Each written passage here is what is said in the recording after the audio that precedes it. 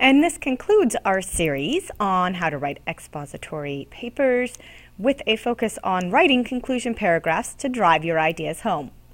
By the end of this lesson, you will be able to define a conclusion paragraph and explain its purpose in an essay, list, define, and explain the purposes of a conclusion paragraph's required elements, and use that information to write a conclusion paragraph for an expository essay.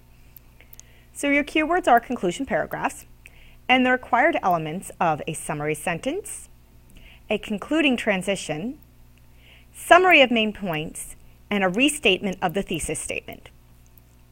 Conclusion paragraphs are designed to summarize your main idea and key points, and then reinforce and wrap up your topic with your reader.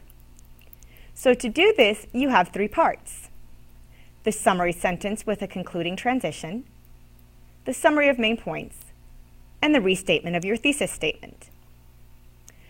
Beginning with your summary sentence, this is obviously the first sentence of your conclusion paragraph, and its job is to restate the general topic of the paper, which basically just summarizes the background information from your introduction. And then we move on to it needing a single sentence.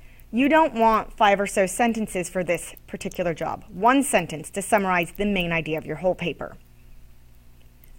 It starts with the concluding transition.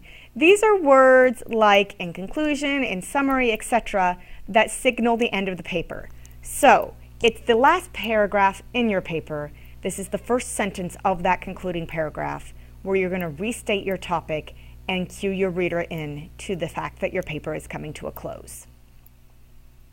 Then you move to the summary of main points, which restates the key points of the paper for your reader and reminds them of how well you've built your idea.